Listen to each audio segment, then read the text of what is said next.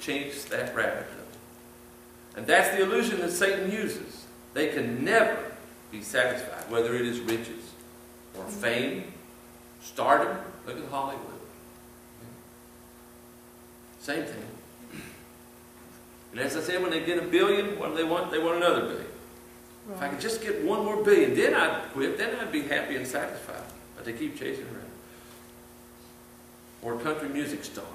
Oh, well, you know, I've got 3 hit records, 3 gold records. But if I could just get one more, okay? Chasing that rabbit.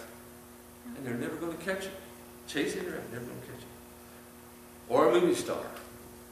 Boy, if I could just get, you know, I've got 5 hit movies, $1 billion, whatever they are nowadays, I don't know, 100 million gross or whatever. But if I could just get one more hit movie, you know? And as they grow older, it gets worse. Because they realize, in the physical sense, that they're beginning to wane. They're losing that appeal, the beauty that they had. Okay, so they start grasping for that. You know, how can I fix myself up so that the public, you know, will still desire me, and I could get that one more hit, chasing that rabbit. Or a ball player. You know, boy, if I could just pitch one more no-hitter in my life, oh, I'd be so happy, so satisfied. Always chasing that rabbit. Satan has them so blinded, and they are so consumed with chasing the rabbits in this world. That's right.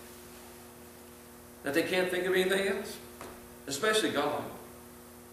So they don't stand a chance unless something happens to shock them, to trip them up, something that happens in their life that wakes them up, and they'll ask them, wait a minute, I'm never going to be satisfied. Something's got to change.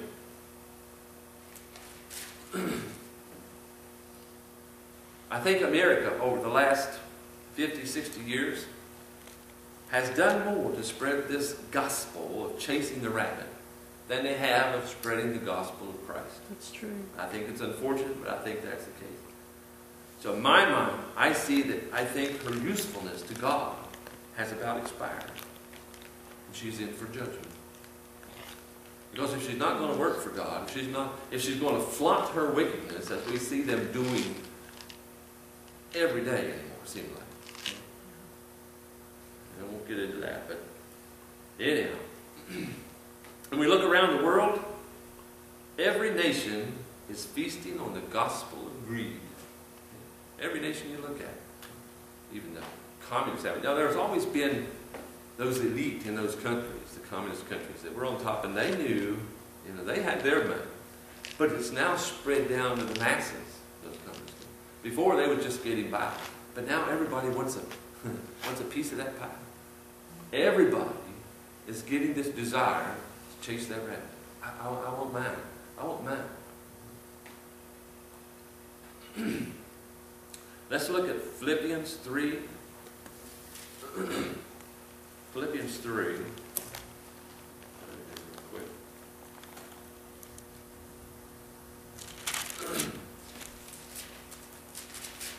Philippians 3 and 17.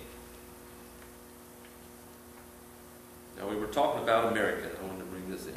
Philippians 3 and 17. Brethren, this is Paul talking to the Philippian church. Brethren, be followers together of me, and mark them, identify them, which walk so as ye have us for an example. Now listen, what he said. For many walk, of whom I have told you often, and now tell you even weeping,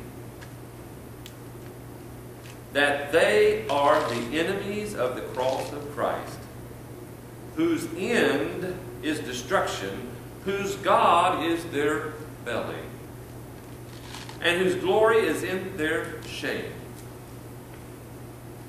Now, if there's anything I think about America, we like our food. I mean, every weekend you'll see thousands of people out eating. We probably have more fast food places than any nation on earth. Well, it was positive for that.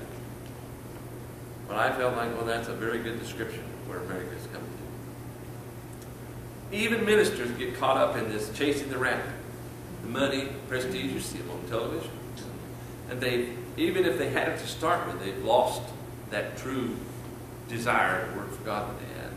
They wear their $300 suits, or maybe even more now, drive their $50,000 automobiles, Mercedes or whatever, chasing rabbits.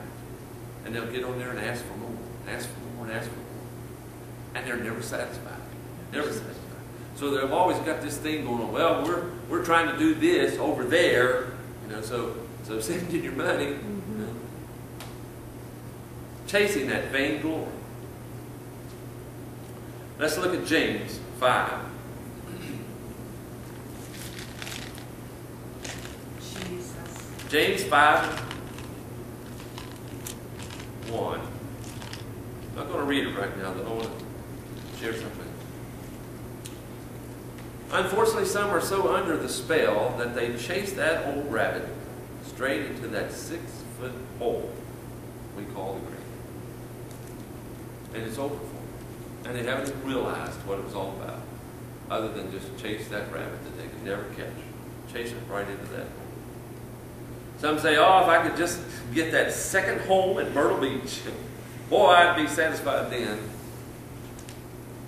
Or that super duper sports car, that $80,000 sports car. Some 50, 60-year-old man once. Chasing that rabbit. To add to my collection. So on and so on. Remember the man with barns? Yeah. Same thing. He was chasing that rabbit. I'll just build bigger barns. Yes. And if the Lord had spared him, you know what he'd have done 2, 3, 5 years down the road? He'd built more bigger barns. Chasing the rabbit. So now listen to what James says. 5 and 1. Go to now, ye rich men, weep and howl, for your miseries that shall come upon you. Your riches are corrupted, and your garments are moth-eaten. Your gold and silver is cankered, and the rust of them shall be a witness against you, and shall eat your flesh, as it were fire. Ye have heaped treasure together for the last days. Behold, the hire of the laborers who have reaped down your fields, which is of you kept back by fraud.